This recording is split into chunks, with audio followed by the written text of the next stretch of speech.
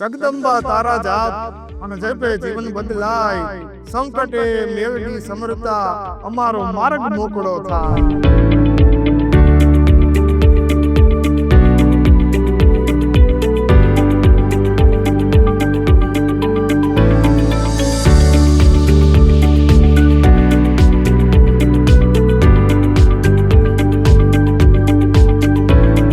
નમસ્કાર મિત્રો, આજે આવ્યા છીએ રાજકોટના એરપોર્ટ રોડની દિવાલ પાસે આવેલા 40 થી 50 વર્ષ જૂના એવા ઉગતાપોરની શ્રી મેલડી માતાજીના મંદિરે.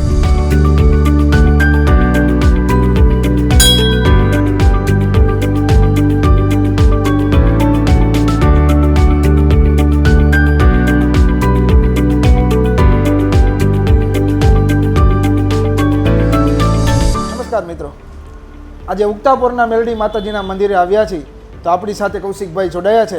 તો આપણે જ તેમને પૂછીએ કે માતાજીનો ઇતિહાસ અને માતાજી અનેક શ્રદ્ધાળુઓને પરચા આપે છે, એમની માનતા પણ મનોકામના પૂર્ણ કરે છે, તેવા કેવા માતાજીના પરચા છે અને માતાજીનો શું ઇતિહાસ છે, આપણે કૌશિકભાઈ સાથે વાતચીત કરીએ. આ માતાજીના મંદિરે તો રવિવાર અને મંગળવાર અનહદ માણસો હોય જ છે અને પરચામાં તો એના તાવાની માનતાઓ અનહદ માણસો કરે, જેના દુઃખ દર્દ અનહદ દૂર કરેલા છે, બરાબર. અને બીજી વસ્તુ કહેવાની એવી છે કે આયા મંદિરની અંદર જે કોઈ શ્રદ્ધાળુઓ જે કંઈ માનતા લઈને આવે એની માતાજી બધી મનોકામના પૂર્ણ કરે છે. જેવા કે ઘણા ખરા મારી સામે તો કિસ્સા બનેલા છે કે કેન્સરના દર્દ છે કે પછી અમુક બીજા ઘણા દર્દ છે. એવા દર્દ ગમે લઈને આવે તો માતાજી ગમે માનતા પૂર્ણ કરે છે. કોઈ પણ દર્દના કોઈ પણ દુખ્યું અહીંથી રોતો આવે અને અહીંથી દાંત કાઢતો જાય છે, એવી માતાજીની માનતા છે. અને તાવા તો અનહદ થાય છે. બીજું અમારે કયા મંદિરે જે અમે મંદિર પ્રત્યે દર 3 મહિને માતાજીનો તાવો કરી છે કે એ મંદિર તરફથી કરી, જાહેર આમંત્રણ હોય છે દર મંગળવારે કે એના કે ગમે એટલું પબ્લિક હોય બધું પબ્લિકને પ્રસાદી લેવાની છૂટ, એમાં કોઈ જાતનું કાંઈ ભેદ નહીં. અને બીજું અમારા મંદિર તરફથી દર વખતે 5 દીકરીના સમૂહ લગ્ન કરવામાં આવે છે અને જેમાં પણ દીકરીઓ એવી જ લેવામાં આવે છે કે જેને કોઈ મા બાપ ન હોય એવી જ દીકરીઓ અમે પરણાવી. અને 1 રૂપિયો કાંઈ દીકરી પ્રત્યેથી અમે લેવામાં આવતો નથી. અને કરિયાવર તો અનહદ થાય છે કે એમાં દીકરીઓ કોઈ દી નિરાશ નથી હોતી કે અમારે કરિયાવર નથી. બાકી દર વર્ષે ભાગવત, દેવી ભાગવત હોય છે, પછી નવરાત્રિ કરી છે. અને બીજું કે અમારે અહીંયા મંદિર તરફથી અમે ફ્રી ઓફ સેવામાં સબવાહિની રાખેલી છે કે જે નિસ્વાર્થ ભાવે કે 1 રૂપિયો એમાં લેવામાં આવતો નથી. નિહારનો સામાન અમે ફ્રી ઓફ આપી છીએ, બરાબર. અને આ જ વખતથી હમણાંથી જ અમે વધીને ટૂંકમાં 2 કે 3 દિવસથી એવું નક્કી કરેલું છે કે ભાઈ કે જે કોઈ હકીકતમાં ગરીબ હોય કે જેને એના મા બાપ હોય કે હયાત હોય કે ન હોય પણ જેને કોઈ પરિસ્થિતિ જ નથી કે મારા દીકરા કે મારા દીકરીની અમે ફી ભરી એને ભણાવીએ તો સ્કૂલ એને ચોઈસ કરવાની, ફી અમારા મંદિર તરફથી માતાજી તરફથી ભરવાની, એ અમારા ટ્રસ્ટ તરફથી ટૂંકમાં આવી અમારી અહીંની બધી. કૌશિકભાઈ વાત કરી એમ કે કોઈ પણ વ્યક્તિ અહીંયા રડતો આવે અને માતાજી આગળ આવી અને એકવાર દર્શન કરી અને જ્યારે જાય છે ત્યારે એ વ્યક્તિ રડતામાંથી હસતા તરફ અને દાંત કાઢી, ભાઈએ વાત કરી એમ કે એની જે કાંઈ પણ ગમે એવડી મોટી મનોકામના હોય એ આ ઉગતાપોરવાળા મેલડી માતાજી જરૂર ને જરૂર પૂરી કરે છે. શ્રદ્ધાથી આવેલો માનવી ક્યારેય આ મંદિરેથી નિરાશ થઈ અને જ્યારે પાછો જતો નથી. ખાસ તો કૌશિકભાઈ, આ મંદિર કેટલા વર્ષ જૂનું છે અને અહીંયા આવવા માટે શ્રદ્ધાળુઓને શું ટાઈમિંગ હોય છે મંદિરનો? મંદિર તો 40 થી 50 વર્ષ જૂનું અંદાજિત મંદિર છે અને મંદિરનો ટાઈમ ટેબલ છે સવારે 7 વાગ્યાથી તે બપોરે 12 વાગ્યા સુધી અને સાંજે 4 થી તે 9 સુધી મંદિર હવેથી ખુલ્લું જ હોય ત્યારે દર્શન થઈ શકે છે.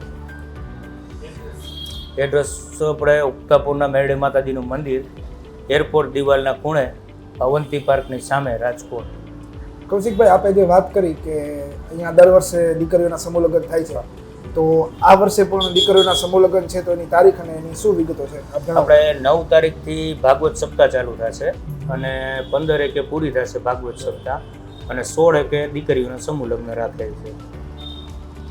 આપણે કીધું એમ કે માતાજીનું મંદિર અહીંયા 40 થી 50 વર્ષ જૂનું છે, તો આ માતાજીની સ્થાપના એ ટાઈમે કઈ રીતે થઈ હતી? તો એ ટાઈમમાં તો એવી વાત છે કે આ જે તે વખતે વાઘરીની માતા છે અને એ વાઘરી એક બાપ ને દીકરો હતા.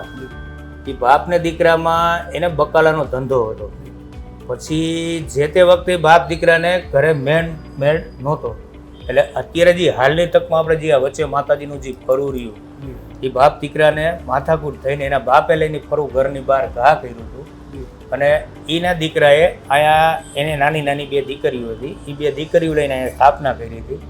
એ જે તે અરસામાં અહીંથી નીકળતો ત્યારે ટૂંકમાં વગડો જ હતો ગાંધીગ્રામ એટલે બરોબર. અહીંથી નીકળતો એટલે ત્યારે ખાલી એને માતાજીને એટલું કીધું હતું કે માં હું તને બેહાડું, મારે રાત્રે વહેલા મોડું, કારણ કે બકાલું લેવાનો ધંધો તો વહેલો રાત્રે 2-3 વાગે માર્કેટિંગ યાર્ડે જવાનું હોય એટલે એને એવું કીધું હતું કે માં તું મારા રખોપા કરવાય, મારું ધ્યાન રાખવા બેજો. ત્યારે એને માતાજીના સ્થાપના કરીને અહીંયા ફરવું બેહાડેલું. એવું કહેતા કે રક્ષણ કરવા માટે આજે અનેક શ્રદ્ધાળુઓ જે જગ્યાએ આવે છે એવા ઉગતાપોરના શ્રી મેરડી માતાજી 40 થી 50 વર્ષ પૂર્વે અહીંયા બિરાજમાન હતા. આ મંદિરમાં આપ કેટલા સમયથી આવો છો? અમે આમ મહેસાણાના છે પણ અમે રાજકોટમાં 17 વર્ષથી રહીએ છીએ. અમને જ્યારે ખબર પડી કે અહીંયા મેલડીમાનું ઉગતાપોરની મેલડીમાનું એરપોર્ટ બાજુ મંદિર છે તો અમારે જ્યારે તકલીફ એવી આવી છે ને ત્યારે માએ કામ કર્યા છે. અમે ફર્સ્ટ વાર માનતા લીધી ત્યારે અમારું કામ થયું હતું.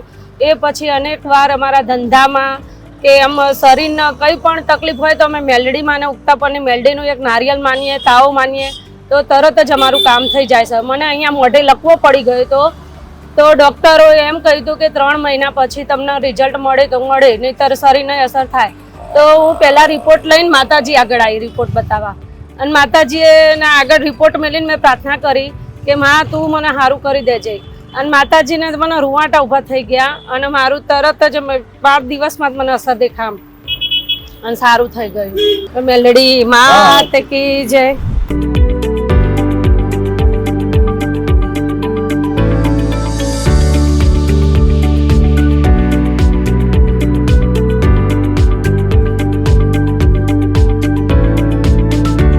આવી જગદંબા મહામાયા મેલડી માટે તો અમારા કવિઓ એમ કે રાખ ગણી અને રોડતા નિર્ધન ગણી અને નો ગણે રૂઠો છે એનો રામ એવું ભાઈ જાય પણ ભણે એ બે વખત અવિલંબનું જો નામ લેતા આવડે તો પાછા પડે પોબાર ચંડી મેલડી વારે જડે, પાછા પડે પોબાર ચંડી મેલડી વારે જડે.